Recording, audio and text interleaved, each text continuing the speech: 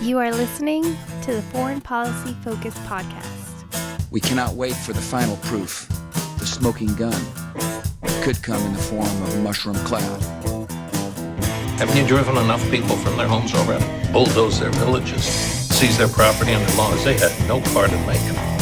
Now working in Libya with friends and allies, we've demonstrated what collective action can achieve in the 21st century. Now the host of the show, Kyle Inslee. This is episode 491 of the Foreign Policy Focus podcast.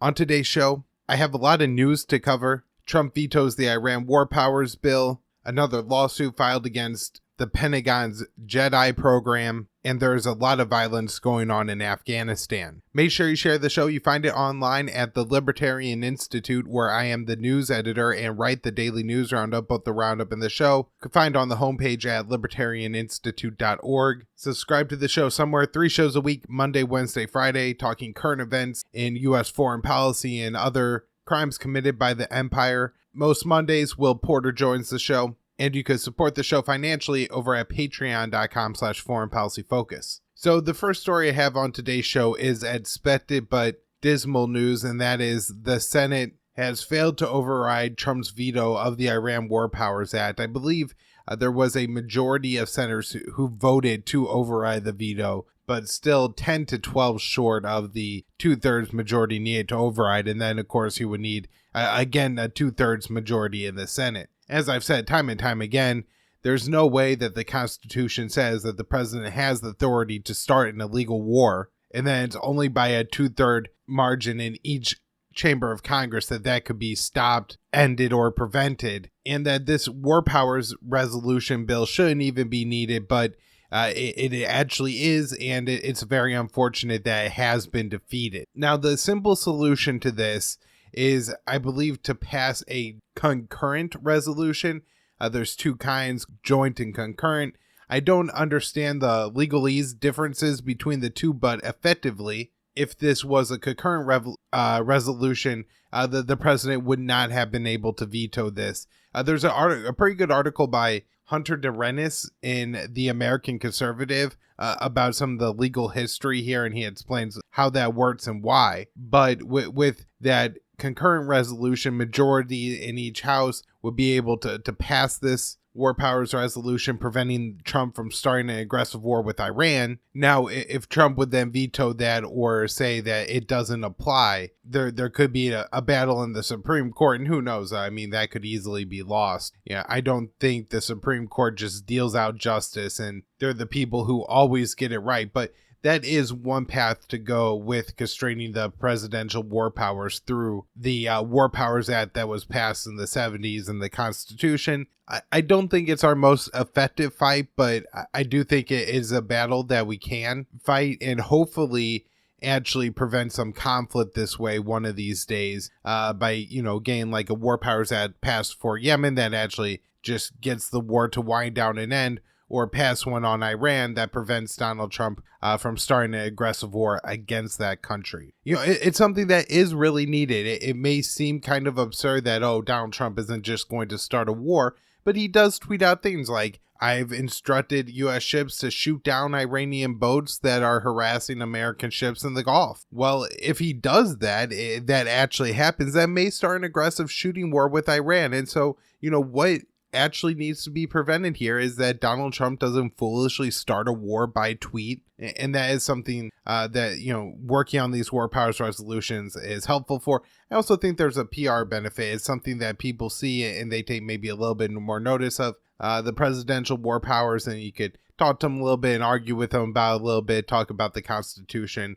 So this is a really important story. And it's very unfortunate that, Trump has made the decisions and taken the policy that he has taken on Iran, which certainly isn't an American first policy. It doesn't really fit into the foreign policy and the world paradigm that, I mean, as much as Donald Trump has one, put forward as a candidate that was supposed to put the American people first and not fight pointless, aggressive foreign wars, especially in the Middle East. And, going to Persia and picking a fight with them is the exact opposite of that America First vision. One thing that would fit an American First vision would be engaging in a prisoner swap with Iran to bring Americans home. And not that I'm exactly in favor of all the sentiments that come along with this, but send some Iranians back to Iran. And this could potentially happen, as the U.S. last week said, we're looking at deporting an Iranian who was falsely accused of stealing state secrets, and Iran responded by saying that we would be willing to engage in a prisoner swap. Now, the U.S., as far as I could tell, hasn't actually responded to what Iran has said, which is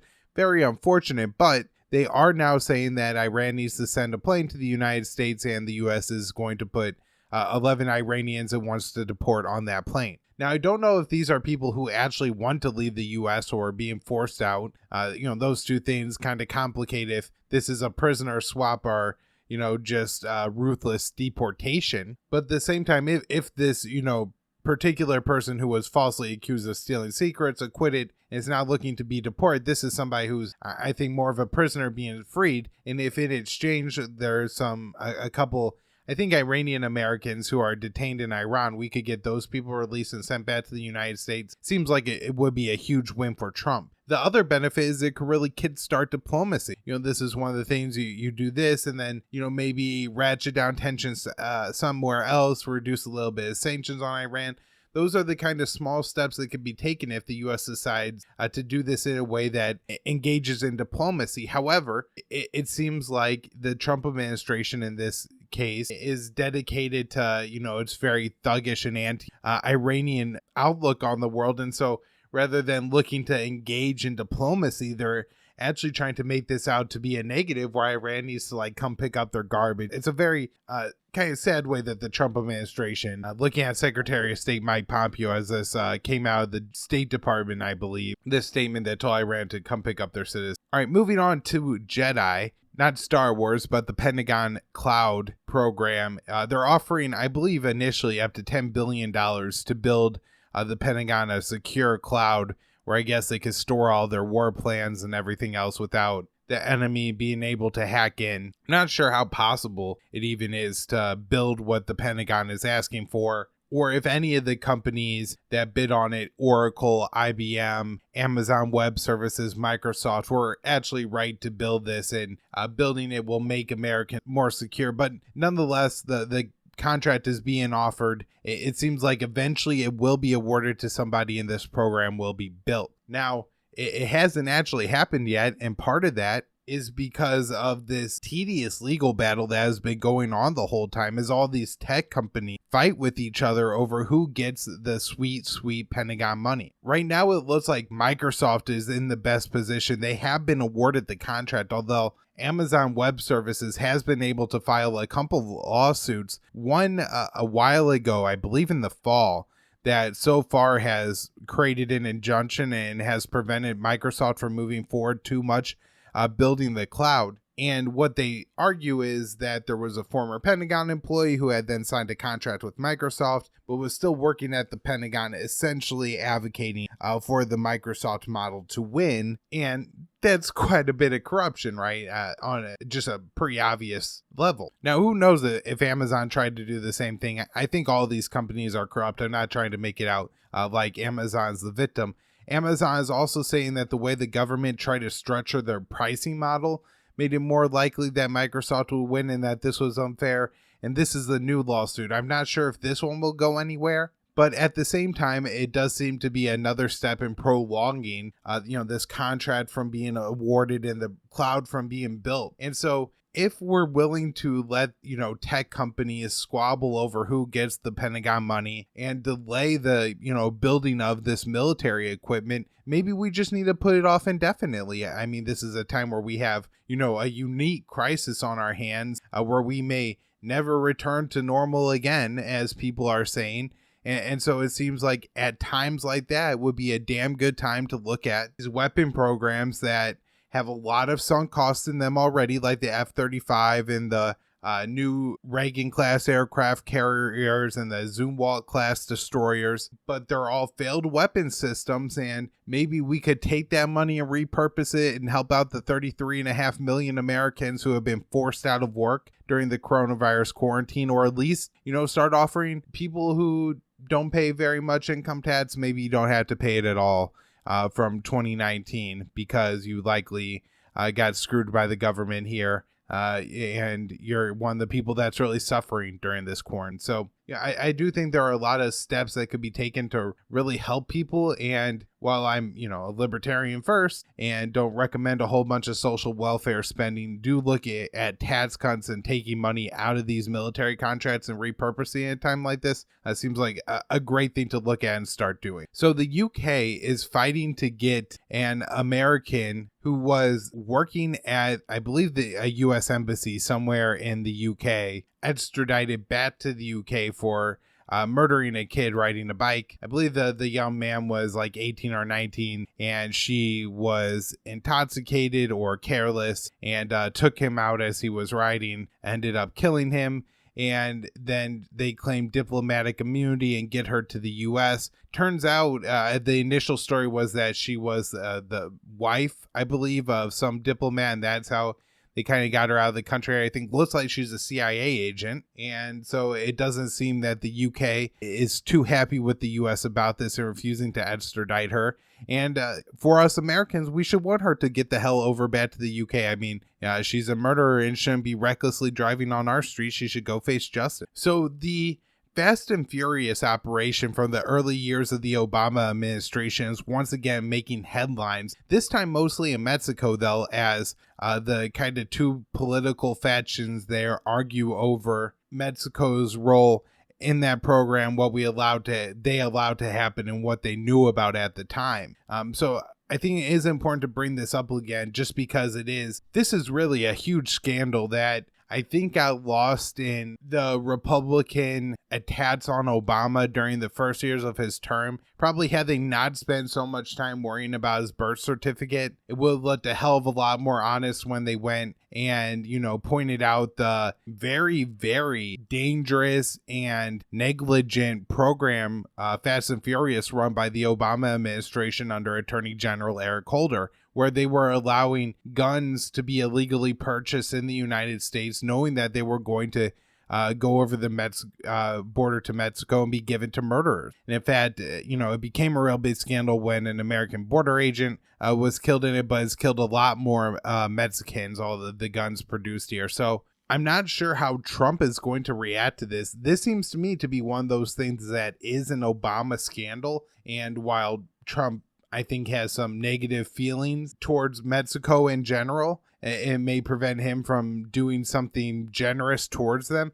Maybe it's a way he sees that to score political points against his enemy. And I do think it would be an important information to bring forward to turn over to the Mexican government, the information they're requesting about Fast and Furious, especially if they then make it public. So we have a lot of news coming out of Afghanistan, including Afghan government forces announcing that they captured members of the leadership of ISIS Khorasan group. This is the Afghanistan affiliate of, the international ISIS jihadist terrorist network. Now, the leader of this group has been killed a few times, and these aren't the same exactly kind of ISIS that you have found in Syria. They're a little bit more local to the region. They're mostly members of the Tariq-e Taliban, not the same thing as the Afghan Taliban. They formerly lived in areas of Pakistan, but were driven over the border by Pakistani military operations backed by Obama's drone war in Pakistan. So they end up in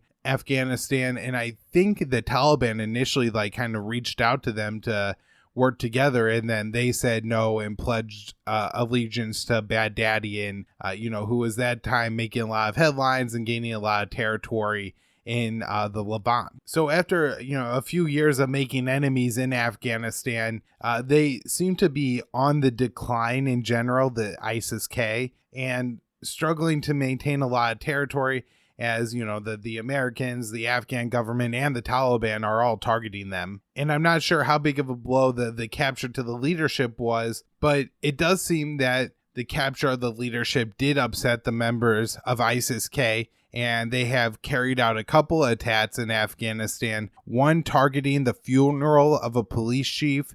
This may have been the same police chief that was killed in a Taliban roadside bomb, and then another attack on a hospital in Kabul. Neither of these attacks were claimed by either the Taliban or ISIS, and so it's possible that both were carried out by the Taliban.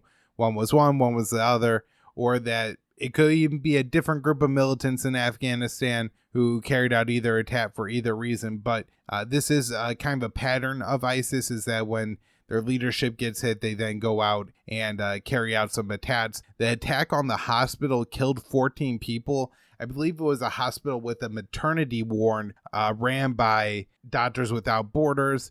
And then again, they hit that funeral, up to 40 people killed and injured there. I think there may have been 24 dead, but that number looked to be updated and changed depending on the source. Elsewhere in Afghanistan, it looks like 6 protesters were killed as they were upset with how food rationing was going and who was getting food rationing. They clashed with police. 6 of them end up dead. Now, all this news is very bleak about Afghanistan, and with all this violence going on, it's hard to see the path forward where the U.S. ends up leaving the country and the peace deal that the U.S. signed with the Taliban actually creates any peace. But it does seem that Donald Trump is very interested in getting out of Afghanistan, and I'm now reading reports that he really wants to get out before the election in November. And so maybe that level of political motivation is what it's going to take to actually get an American president to withdraw U.S. troops from Afghanistan. Not super optimistic, but I'm hopeful on this one. And we definitely need some hope just looking at all the violence. And again, you have food protests going on, people being killed there. ISIS lashing out, hitting hospitals, terrible. Iran was carrying out some military war game, and it appears a mistake was made, and one Iranian ship fired an anti-ship missile at another, killing 19 on the other ship. Clashes in northeastern Syria led to at least 40 people being killed. A lot of these clashes are actually between the terrorist groups that exist in the Idlib province and not actually with the Syrian army and its allied forces of Shia militias, Hezbollah, Iran, and Russia. Generally, a ceasefire has held in Idlib over the past couple of months. This is huge and good timing with, the coronavirus outbreak going on, where you worry about countries like in the Sahel region of Africa, Yemen, Afghanistan, where it seems like violence is actually increasing in parts of those countries as you have the coronavirus outbreak and medical facilities really struggling to respond to it, where in Syria, you've actually had violence turned down a little bit, and so that maybe that allows, and hopefully that allows for a more effective response. In Israel, a soldier was killed while carrying out a raid in a home in Palestine. That soldier was apparently hit in the head with a rock by somebody throwing it off a rooftop nearby. I think the, interesting part of this story is just everywhere you read it, it really makes a villain out of the Palestinians and highlights, how dangerous it is that, these Palestinians throw rocks. But, nobody is even going to bother questioning the legitimacy of Israel's raid into this home, who they took, what kind of punishment or justice those people will get. It may be that while it's very unfortunate that this, young soldier was killed, the 4 people are going to a far harsher consequence, or possibly just killing all of them, destroying that many more lives. And none of that is being focused on or talked about. It's just assumed that the Israelis were doing right and the Palestinians were doing wrong, when, this is a case where with the Palestinians literally just having rocks for their own self-defense and the Israelis being the occupying force coming in and raiding their villages. Last up on today's show, I'm talking about the war in Yemen, and not the war between the Houthis and the Saudi-backed government, but instead the war between the Saudi-backed government and the Southern Transitional Council. The STC is a group of separatists in Yemen who look to create South Yemen as its own state, separate from Northern Yemen. I'm not sure what kind of conflict that would put them in with the Houthis, but right now their main concern is the Saudi-backed government led by Mansour Hadi that holds the second capital of Yemen, Aden. There's fighting going on in Aden. The officials there are saying that the city infested with the coronavirus outbreak at this point, so who knows exactly what that means, but it sounds very serious and dire there's also fighting going on in a nearby city as the STC is looking to take it from the Saudi-backed government. With all the war happening, around the world, a lot of it involves the American empire, but some of it really doesn't. There's still Rohingya, Muslim minorities being forced out of Myanmar, fleeing on little rafts and dinghies into terrible conditions in refugee camps in Bangladesh. Not all the violence going on in Sudan and South Sudan has anything to do with the U.S. And there's fighting in other areas of the world. Again, that isn't about the U.S. empire necessarily. And so with all this violence going on and the coronavirus, I think people looked at the potential to say, hey, this is a time as humanity where we have a threat greater than each other. Now, some people may disagree with, the sentiment of that, but there's a lot of people who have accepted it. The leaders of most countries seem to accept it. And so with that in mind, if there's a threat greater than each other to ourselves, let's all put down weapons against each other and focus on the virus and look at this global ceasefire. Now, I'm not saying that we should have a global ceasefire and sanction any country that doesn't go along with it, but passing this resolution at the UN Security Council and getting countries to go along with it does make the public perception that all countries should stop bombing each other. And it looks bad if you continue bombing during a ceasefire declared for the coronavirus. But it looks like the U.S. killed that resolution. So while I'm not optimistic about anything that would come out of the UN or think that it would bring world peace, or that's something the UN could possibly do, but this was something that maybe could take us in steps in the right direction, force the U.S. to bomb a little bit less in a few countries, support Saudi Arabia a little bit less in Yemen, and force some other countries to ramp down their violence against marginalized people. But no, the war machine is just too important that it keeps on going, even as many people believe they are battling this existential threat in coronavirus. All right, everybody, thanks for tuning in. Make sure you share the show. libertarianinstitute.org for all of my work, news roundup, and show on the homepage. Donate to the show for patreon.com/foreign policy focus, at KYAAALE on Twitter. And there's a private Facebook group, Foreign Policy Focus.